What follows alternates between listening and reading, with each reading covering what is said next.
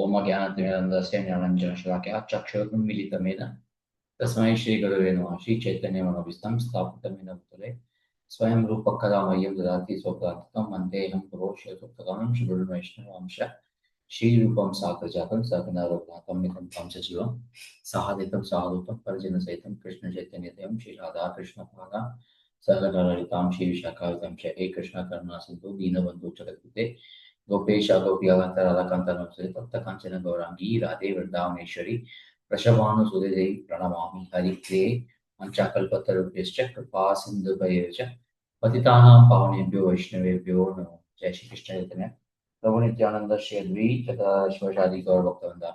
Hare Krishna Krishna Krishna Hare Hare Hare Ram Ram Ram Hare Hare. Hare Krishna. Welcome to this discussion on Bhagavad Gita as it is. Right now, we are discussing the fifth chapter, Karma Yoga, Action in Krishna Consciousness. We have been discussing the entire chapter. Now we are on the last sloka of this chapter, which is sloka number 29. This is principally talking about Bhakti Yoga, and this is one of the very famous quotes which Srila Prabhupada has told in many occasions in many of his lectures. It is very nice to have insight on this shloka. So let us look into it. Okay, let's go to the shloka. The shloka is Bhoktaram Yagna Tapasam Sarvaloka Maheshwaram Surdam Sarvabhutanam Nyatva Mam Shantim Rajyati. Bhoktaram, the beneficiary, Yagna of sacrifices, Tapasam and penances, austerities. So Krishna says, declares that he is the beneficiary of sacrifices and austerities, penances and austerities. Sarvaloka, he is Sarvaloka means all the planets of demigods thereof. Maheshwaram, he is the supreme lord of all the planets of demigods. Suradam, the benefactor. Sarva of all. Bhutana, he is benefactor of all living entities. Nyatva, one who knows this. Shantim Rachasi, he will get relief from all pangs. One achieves pangs of material miseries. So, a person in full consciousness of me, knowing me to be the ultimate beneficiary of all sacrifices and austerities, the supreme lord of all planets and demigods, and benefactor and beneficiary of all living entities, attains peace from pangs of miseries. So Prabhupada generally tells that it is good to know, we know God is great, but we must also know how great He is. We must be able to explain to a person how great He is. So Krishna is telling here, yes, they know God, but they should know that he is ultimate beneficiary of austerities and sacrifices. We should know the supreme lord is lord of all planets and demigods, and he is the benefactor and well-wisher of all the living entities. So when we know this, then we are freed from pangs of material miseries. So this is a very interesting shloka. So Srila Prabhupada will make pamphlet for peace formula. And what is this peace formula? The key message of this verse. That is the peace formula. So peace formula is to know Lord, to know that He is the enjoyer of sacrifices and penances, and He is the supreme Lord of all planets of demigods, and the benefactor and well-wisher of all living entities. This is the peace formula. Peace formula. So now we need to understand how this could be a peace formula. The typical formula for peace is declaring ceasefire, address the grievances, have peace treaties, declare disarmament, and so on. These are all important, no doubt about it. The fundamental point is that at material level, peace is elusive and unstable owing to the exploitative nature of people. The real peace should grow from heart of the people. When people are happy at heart internally, they radiate peace outwards. Now, what does this mean? How does inner peace inner happiness glow, radiate peace outwards. When the happiness of people is dependent on factors external to them, then the peace is dependent on presence or absence of those external factors. If this circumstance is disrupted, then their peace is disrupted. So this brings uncertainty in the life of people. Thus, the struggle of an individual, therefore, is to ensure these factors are protected from disruption, which in many cases is very difficult because this leads to chaos, complete chaos in the society and life of people. When there is a chaos in the society, the people cannot, their life is also highly disturbed. Thus, the life of individual is always unstable and uncertain when the peace, the happiness of that person is dependent on external factors. On the other hand, if you are completely dependent on Krishna for life and death, so when I say external factors are factors which are independent of Krishna, which are not related with Krishna.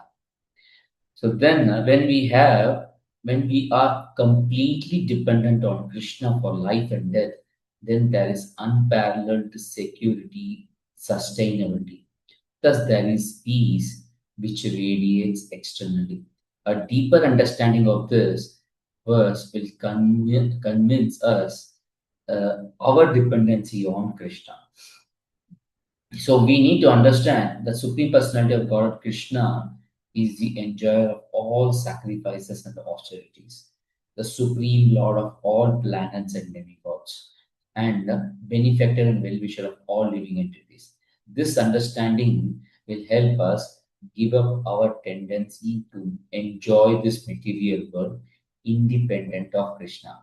When we have tendency to enjoy independent of Krishna, then we are in competition with Krishna. This is like fighting with Krishna. This is an unfortunate situation. We may not be able, we may not be hostile to Krishna consciously, but subconsciously, we are hostile to him. So this verse indicates that we need to align our desires in serving Krishna, whereby we work for Krishna's enjoyment. So this factually means that uh, we need to understand this entire creation. This entire creation is for satisfaction of Krishna. And by satisfying Krishna, we also will get satisfied. So by this, we get infinite enjoyment by being co-enjoyers with Krishna, uh, who is the principal enjoyer, or by being somebody who is enjoyed by Krishna, we get infinite enjoyment. This is the peace form. So we need, so just like we have uh, guidance, instruction manual to operate a machine, or just like we have a map of a place which we visit, which we want to go around. If we are going to a planetarium or zoo, they generally hand over a map. So that map indicates the way we should travel. So just like that, we need to understand, having born in this world, we need to understand what is the map to go around the world, what is the operating procedure. And that operating procedure, we need not have to go here and there. Krishna himself gives in a very simple way, which is his Bhagavad Gita. And our spiritual teachers, acharyas like Srila Prabhupada, are merciful, and they hand over it in a way which is palatable by us, which is understandable by us.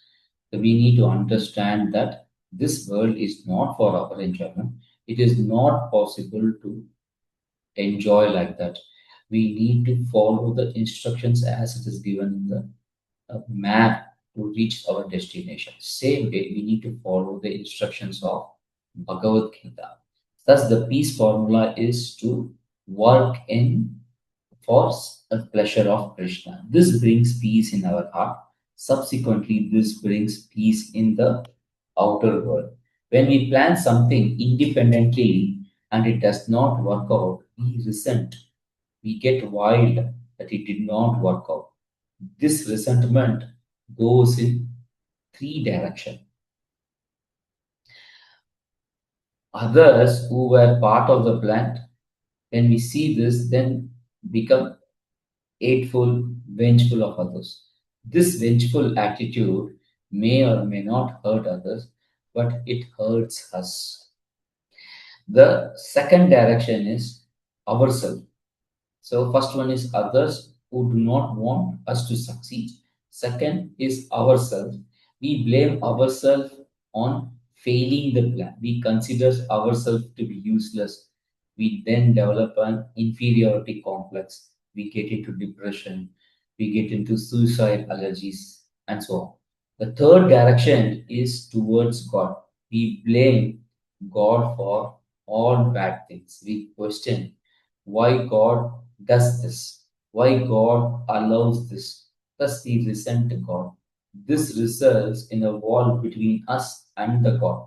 So, if God wants to help us, it is not possible because we have constructed a wall around us and hence do not get any chance to take help offered by God. So, it is others, it is ourselves, and God. So, we resent on these three things for all the failures. In this world, there are too many obstacles and reversals. That is reality. Thereby, this creates a situation to take help of others and God. Thus, we need to develop our knowledge and faith. This will help us to understand that Krishna is always my well-wisher. So we can creating a situation to take help of others and God. How we can take help of others? We need to know things, and then we need to build faith. So for that is why we need to read Srila Prabhupada's books. When we read Srila Prabhupada's books, we understand Krishna is our well-wisher. We may not be able to understand how this works, how depending on Krishna help us to overcome the reversals in our life. How does this work? So the easiest way to understand is that patient does not understand how medicine works or how surgeon's knife works. Either either the medicine is bitter or the surgeon's blade causes pain.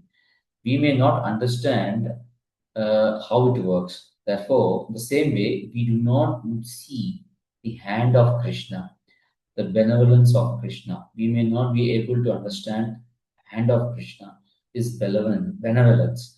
Over a period of time, we will understand. So we need to be patient. We have to be faithful to the process. So when the medicine cures our disease, when the surgery cures our disease, then we understand. But before that, do not have the clarity. Uh, so that is why we have to see, we will review whether this type of surgery will help cure this disease. This type of medicine cures this disease. So we then practically see devotees who follow the path of Bhagavad Gita, who follow the instructions of Srila Prabhupada, how they are happy.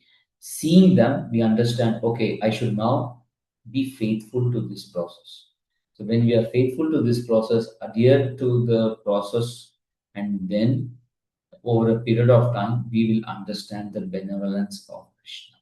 This is the meaning of word Suradam Sarva Bhutana. When we take the position of enjoyer, when we plan independently to enjoy the world, we end up in a struggle to gather money, property, possessions. When this struggle doesn't yield the desired result, there is a complete resentment. But when we come in association of devotees, when we come in association of Srila Prabhupada's book, during our struggle in life, we understand, it becomes easy for us to understand the benevolence of Krishna and this arrangement to reach his message. Thus, we understand Suradam Sarva Bhutana. This understanding helps us to come out of the resentment. This gives us clarity in our thinking, thereby we align our efforts in fulfilling the plans of Krishna. This alignment helps in our purification. Fundamentally, by following this process, we get purified from the resentments and unwanted desires which take us away from Krishna. So, this sets clear goals in our life as long as we stay in this world. This clarity becomes the basis for deeper peace. This also gives us understanding that resentment is not a positive emotion and it may come at any time. Therefore, we should be alert to set our priorities in our devotional life, whereby the resentments are all selectively ignored. Resentment is sent for a retirement when we do not, when we ignore it. We understand deeply what has happened in our life. So we consider that yes, okay, it has happened. What went wrong has happened. Nothing has happened in the past. Nothing that has happened in the past can be changed. However, we can understand that present is there with me. I will dovetail the present in service of Krishna. I can always take guidance from Srila Prabhupada and from other Vaishnavas.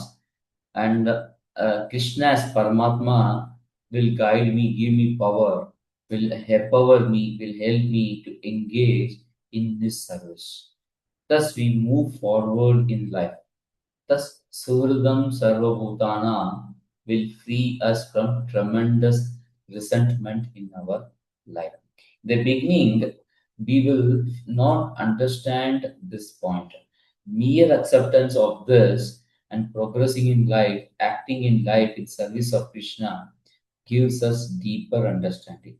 Thus, very difficult things in service of Krishna, uh, which may appear terrible, difficult, intimidating, over a period of time becomes easier and better for us. Say, for example, chanting was very difficult in the beginning. And then over a period of time, when we constantly practice chanting the holy name of Lord, chanting Hare Krishna, then it becomes easier for us and we see the impact of chanting in our life. So this will convince us that Krishna is the well-wisher of all living beings. This conviction relieves us from the possessive mindset. Possessive mindset pushes us to anchor for different things.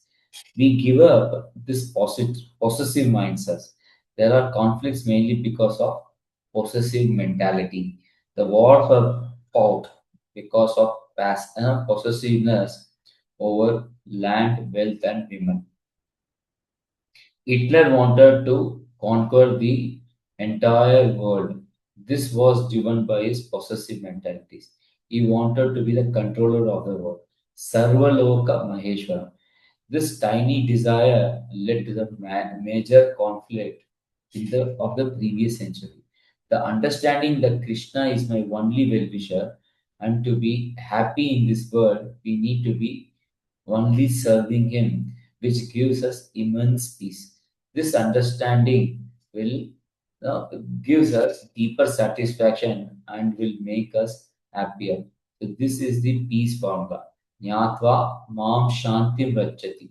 The shantim here refers to the inner war which results in resentment. This is not referring to situation of absence of war. This resentment is sent to retirement by understanding that the lasting peace will come only by serving Krishna. So this verse is a conclusion of multiple parts that were discussed in Bhagavad Gita. So if you see here, Bhaktanam Yagna Tapasam, and understanding that Krishna is the enjoyer.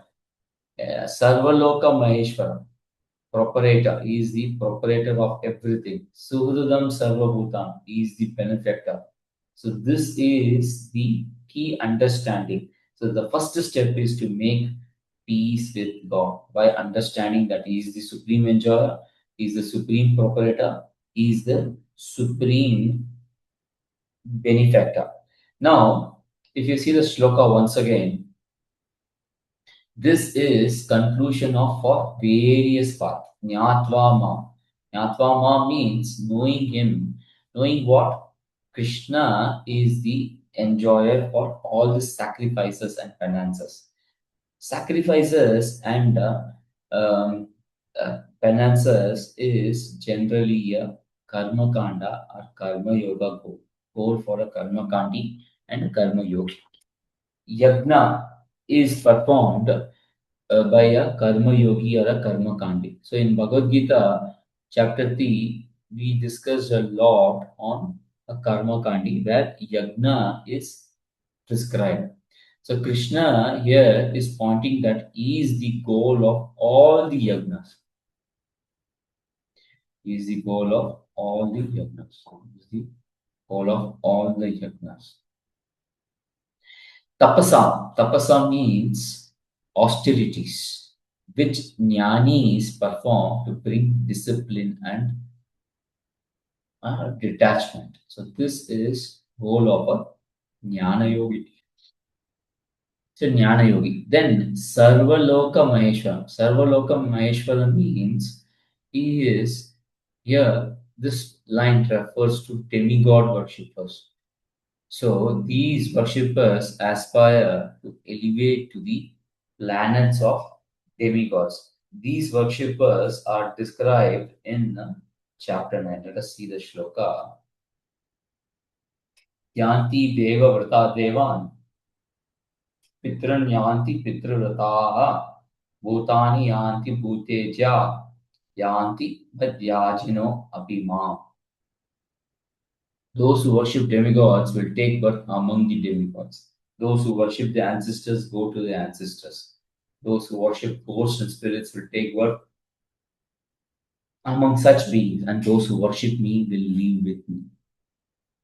So Krishna is telling that the world of demigods or planets of demigods is also owned by him.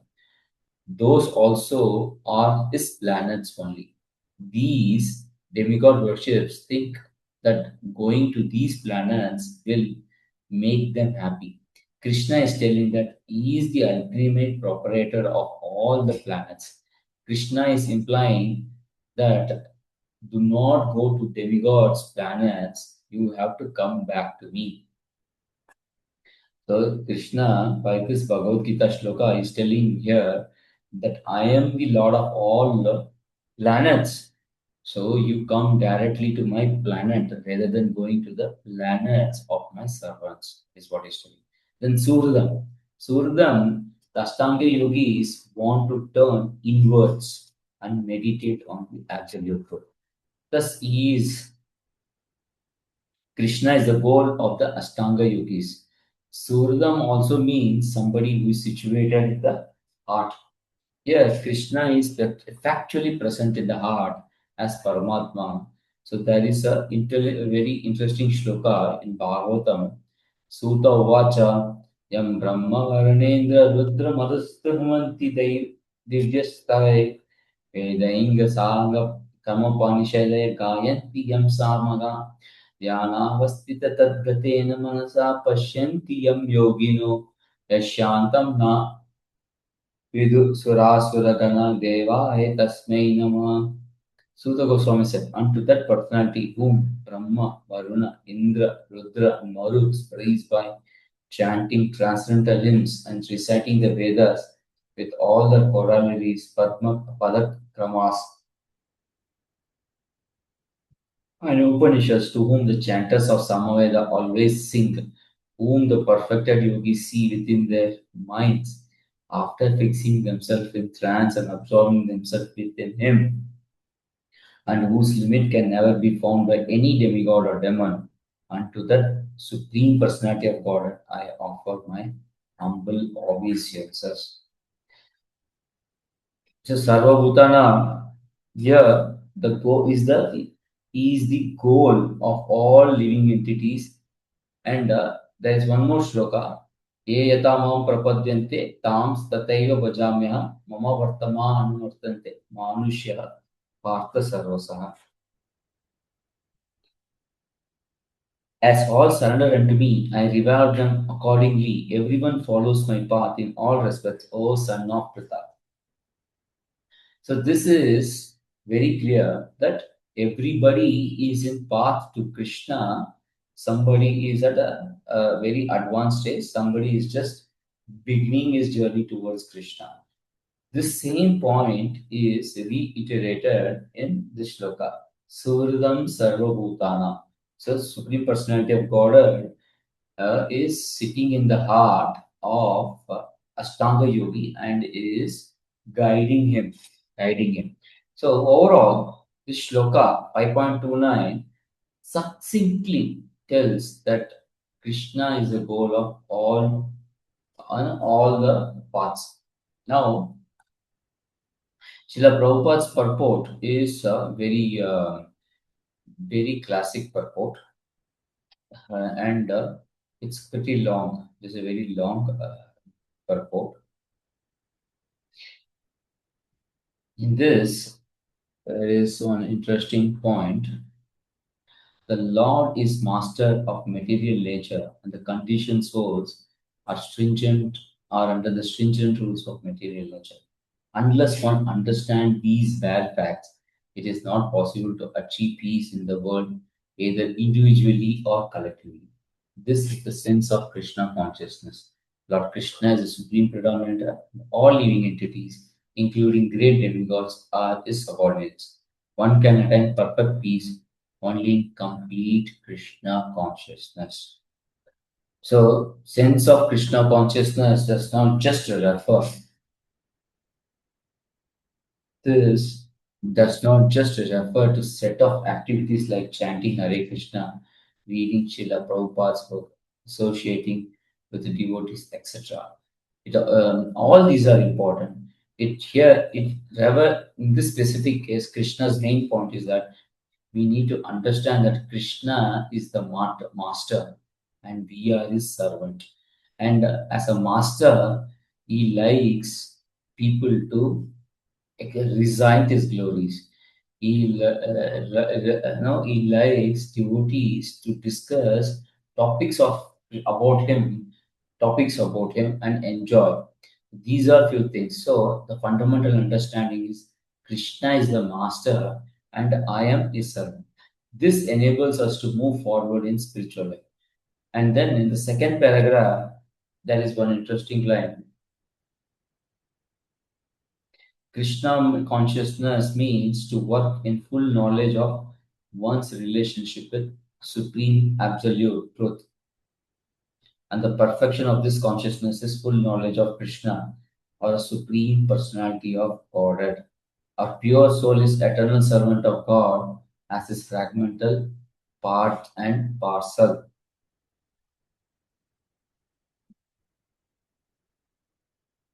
He comes in contact with Maya due to desire to lord over, and this is the cause of many sufferings.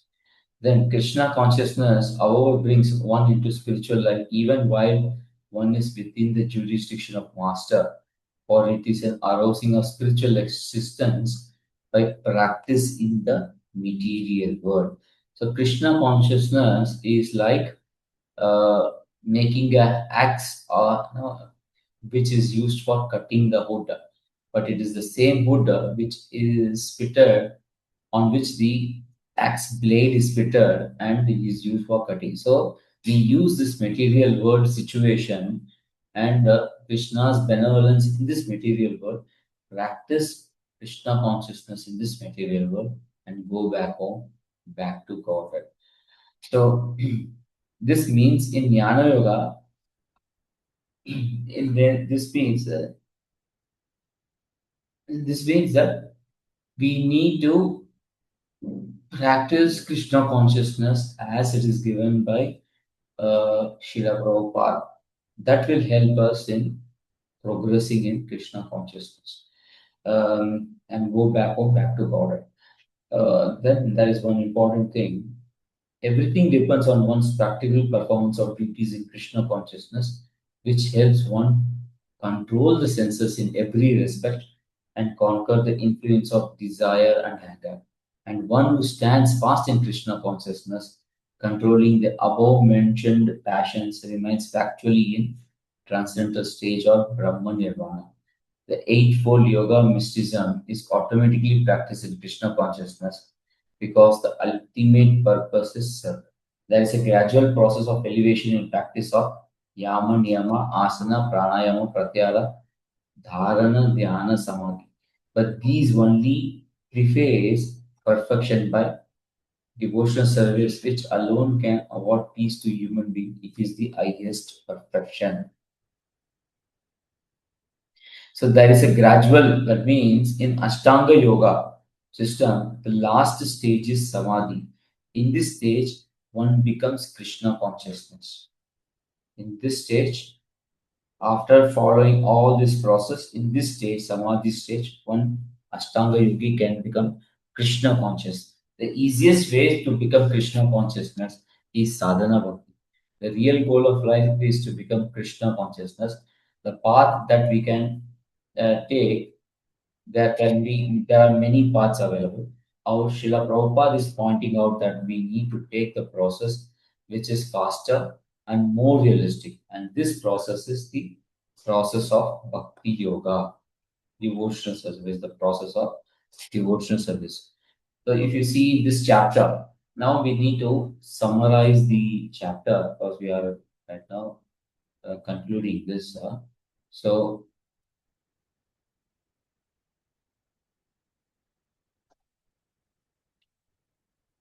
So in this chapter, Krishna has talked about three major subjects. So one is Karma Yoga, and other one is that Karma Yoga and Jnana Yoga will lead to same result, but Karma Yoga is easier. So that is the first one.